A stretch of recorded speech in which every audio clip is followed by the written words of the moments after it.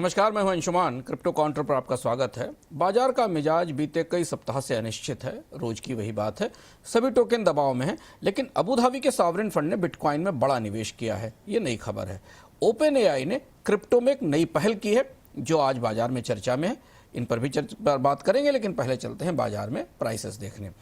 Bitcoin पिछले 24 घंटों में करीब 1.5% फिसला है। इस समय 66,500 से 66,900 के बीच ट्रेड कर रहा है। दिन के दौरान 65,500 के आसपास सपोर्ट दिखा है और 68,500 के आसपास रेजिस्टेंस दिखाई दे रहा है।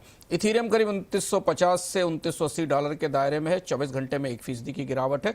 1900 का सपोर्ट है और 2050 के आसपास रेजिस्टेंस दिखाई दे रहा है।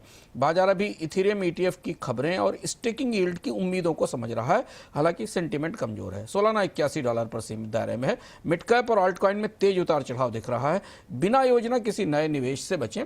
बिटकॉइन में 30 से 90 दिनों की गिरावट के बाद हाई बीटा ऑल्ट कॉइन पर बड़ा दबाव बन सकता है।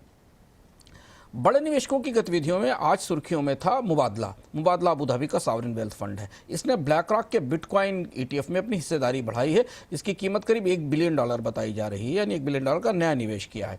ये कदम उस वक्त आया है जब ETF में और बिटकॉइन दोनों में 20% की गिरावट देखी गई है। बड़े निवेशक अब ऐसा लगता है गिरावट में खरीदारी वापस लेकर आ रहे हैं। कॉइनबेस ने तय किया है कि आने वाले दिनों में ब्लैक रॉक और कॉइनबेस इन दोनों कंपनियों ने तय किया है कि आने वाले दिनों में इथीरियम ETF में लगभग 18% स्टेकिंग रेवेन्यू का दोनों कंपनियां अपने पास रखेंगी। ऐसा पहली बार दिख रहा है जब वॉल स्ट्रीट की बड़ी कंपनियां ऑन चेन यील्ड में सीधी हिस्सेदारी लेने की कोशिश कर रही हैं।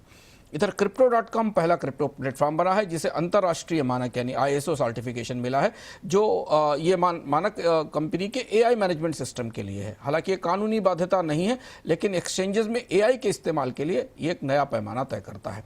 एक्सचेंजेस की खबरों में CoinDCX ने अपना अब तक का सबसे बड़ा ESOP बायबैक घोषित किया है। करीब 111 करोड़ रुपए का इस बायबैक से 500 से ज़्यादा कर्मचारियों को फायदा होगा और CoinDCX का एक कदम बैलेंस शीट की मजबूती दिखाता है।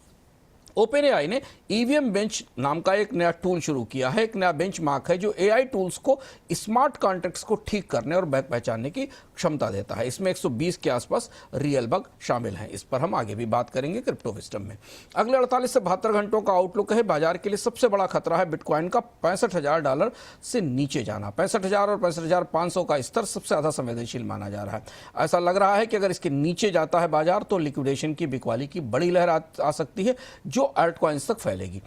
ETF फ्लोज और केंद्रीय बैंक की हेडलाइंस आने वाले दिनों में दिशा तय करेंगी। इथीरियम स्टेकिंग और ETF का से बड़े कुछ जुड़ाव अगर आगे बढ़ते हैं और कस्टोडियन और एसेट मैनेजर्स के हाथ में ज़्यादा ताकत आती है तो नियामक इस पर आपत्ति कर सकते हैं। ऐसा कुछ होता है तो फिर इथीरियम में वॉलेटिलिटी बढ़ सकती है। इस पर निगाह रखें। और अब हम आ गए हैं आज के क्रिप्टो विजडम पर। ओपन एआई का EVM बेंच चर्चा में है।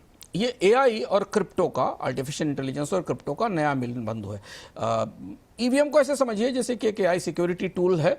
ऐसी परीक्षा है जिसे इथीरियम के बग दिए जाते हैं और देखा जाता है कि कितनी जल्दी और कितने सुरक्षित तरीके से वो इथीरियम नेटवर्क की समस्याओं को या बग को दूर कर पाता है। अभी तक ये काम निजी डेवलपर्स करते हैं या बग बाउंटी चलाई जाती है, जिसमें निवेशकों को बग तलाशने के लिए आमंत्रित किया जाता है और बग तलाशने वाले निवेशकों को इनाम दिए जाते हैं।